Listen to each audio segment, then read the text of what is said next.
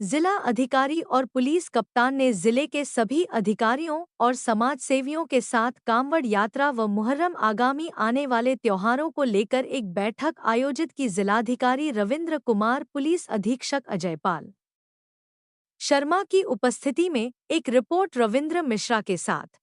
माननीय मुख्यमंत्री जी द्वारा पूरे प्रदेश के सभी वरिष्ठ प्रशासनिक अधिकारियों के साथ में मीटिंग की गई थी और जिसमें निर्देशित किया गया था कि मुहर्रम को लेकर और आगामी जो कांवड़ यात्रा है उसको लेकर सभी जो हमारे सामाजिक लोग हैं, इन समितियों के जो पदाधिकारी हैं और प्रशासनिक अधिकारियों के साथ में बैठक कर ली जाए। और जो हमारा हर वर्ष हम करते भी हैं तो उसी के अंतर्गत ये बैठक रखी गई थी पीस कमेटी की। और ये दोनों जो आने वाले इवेंट्स हैं उनकी तैयारियों को लेकर बहुत विस्तार में सभी लोगों को बताया गया है उसमें कि कोई नई परंपरा शुरू ना हो।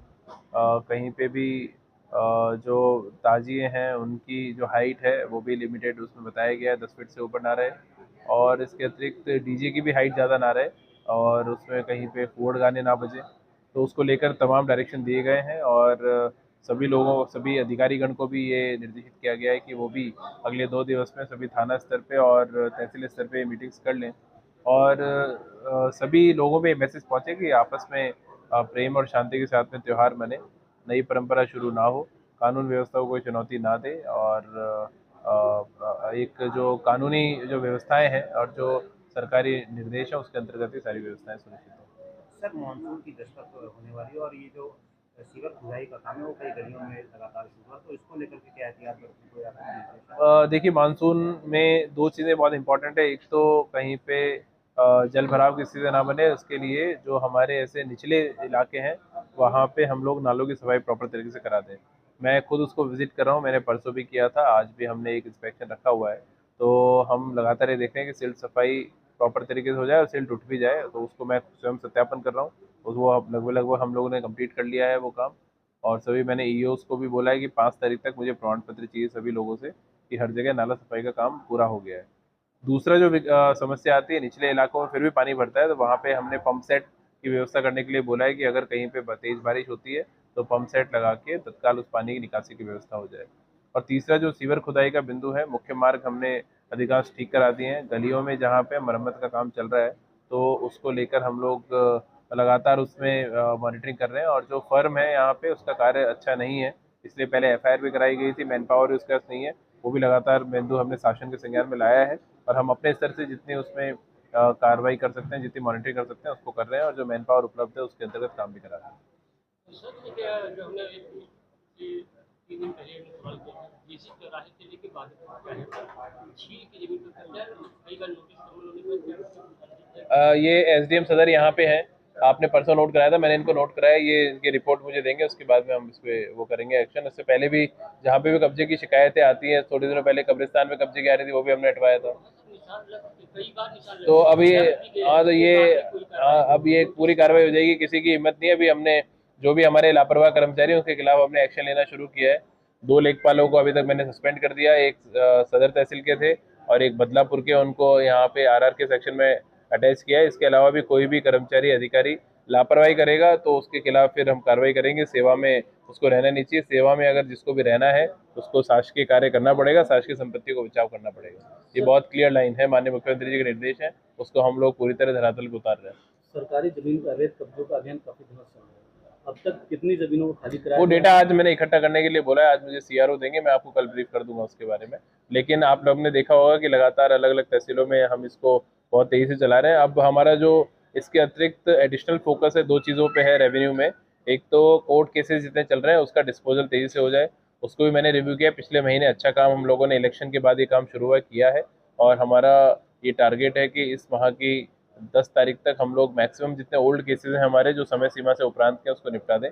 धारा 80 के जो प्रकरण आते हैं जिसमें लोग एग्रीकल्चर से नॉन एग्रीकल्चर कराने के लिए घूमते रहते थे, उसको भी मैंने 30 तारीख से सारा खत्म करा दिया है सभी तहसीलों में।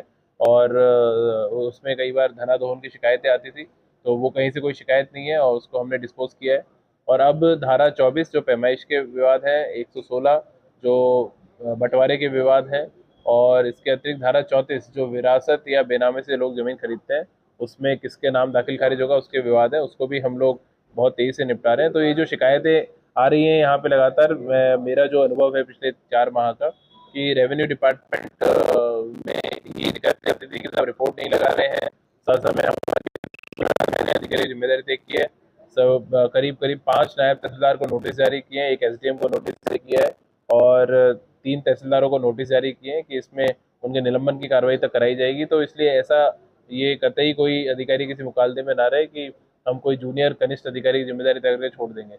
नीचे से लेके ऊपर तक प्रत्येक को काम करना है, प्रत्येक को मेहनत करनी है, प्रत्येक की जवाबदेही है और समय जनता के कामों को करना है। जनपद जौनपुर में आज शांति समिति की बैठक की गई थी, जिसका मेन पर्पस जो आगामी त्यौहार है, जिसमें मुख्य रूप से मुहर्रम का, अभी आने वाली जगन्नाथ रथ यात्रा का और आगे कांवड़ यात्रा जो श्रावण मास में है, उस संबंधी जो डिस्कशन है वो किया गया था। पूर्व में जहाँ कहीं भी कोई तनाव रहा है, कोई विवाद हुआ है, कोई मुकदमा दर्ज हुआ है, उन सभी के संबंध में सभी को हिदायत दी गई है। सभी से ये जानकारी करने का प्रयास किया गया कि कहाँ पे किसी तरह की व्यवस्था में कुछ कमी हो, जहाँ पे किए जाने की आवश्यकता हो, कहाँ पे एहतियात रखने की आवश्यकता हो, तो वो सभी जानकारियाँ लेकर के शेयर किया गया है और सभी को ये आश्वस्त किया गया है कि पूर्ण रूप से सुरक्षित एटमॉस्फेयर में सभी के साथ समन्वय बैठाते हुए इन सभी जो पर्व हैं, जो हमारे अवसर हैं, उनको आयोजित किया जाएगा और लोगों को ये एहसास दिलाया जाएगा कि वो पूरी तरह से लॉ एंड ऑर्डर इंटैक्ट है, सुरक्षित एटमॉस्फेयर में वो इस चीज़ को ऑर्गेनाइज कर सकते हैं। कांवड़ शिविरों के संबंध में ये बताया गया है कि वहाँ पे जो लापरवाहियों की वजह से कुछ घटनाएं होती हैं, वो लापरवाहियाँ ना रहें। जैसे कि बिजली की व्यवस्था के संबंध में बताया गया कि बिजली के तार को खुला ना छोड़ा जाए, वहाँ पे रोशनी का प्रॉपर प्रबंध किया जाए, सीसीटीवी कैमरास लगाए जाएँ ताकि जो भी वहाँ पे इवेंट्स हो वो सारे रिकॉर्डेड रहें, उसके सीसीटीवी कैमरा की निगरानी में रहें। इसके अलावा जो पुलिस पेट्रोलिंग के संबंध में है या जहाँ पे मेडिकल फैसिलिटी के संबंध में है, वो सभी के बारे में संबंधित अधिकारियों से चर्चा करके अवगत कराया गया। सर, मीटिंग में खास बात कही गई कि पिछले कुछ वर्षों से लगातार मुकदमे दर्ज हुए हैं या स्थिति सामान्य नहीं रही है, उसको लेकर के एक चेन ब्रेकआउट की बात तो उस पर कैसे वर्कआउट होगी? देखिए, पिछले जैसा कि जब भी हम कोई पर्व होता है या कोई त्यौहार कोई भी ऐसा इवेंट होता है, तो उसमें हमारे द्वारा पिछले 5 वर्ष 10 वर्ष या उससे पुराने आंकड़ों को उठा करके उसकी समीक्षा की जाती है कि पूर्व में ऐसे कौन से स्थान है जहाँ पे तनाव रहा है और इस बार उसकी व्यवस्था इस तरह से कर ली जाए कि दोबारा वहाँ पे कोई घटना की पुनरावृत्ति ना हो। इसीलिए ये बताया गया कि हर बार जैसे कहीं ना कहीं कोई नारा लगाने को लेकर के, कोई टिप्पणी करने को लेकर, कोई अभद्रता को लेकर के विवाद होता रहा है, तो हमारा प्रयास ये है कि जनपद में पूरी कुशलता रहे और एक भी विवाद ऐसा सामने ना आए। जनपद में नया कानून लागू हुआ है, जनपद में कहाँ ऐसा हुआ है कि जो नया बीएनएस कानून जो है मुकदमा दर्ज हुआ है? देखिए, जो कानून गवर्नमेंट के द्वारा लागू किए गए हैं, शासन के द्वारा, उनको पूरी प्रतिबद्धता के साथ में उसको एग्जीक्यूट किया जा रहा है। अभी जो भी कंप्लेंट्स दर्ज होंगी वो नए कानून के तहत होंगी। जैसे कि अभी शाहगंज में एक कंप्लेंट अभी प्राप्त हुई है, तो वो दर्ज की जा रही है, तो वो उसकी एफआईआर की कॉपी आपसे शेयर की जाएगी।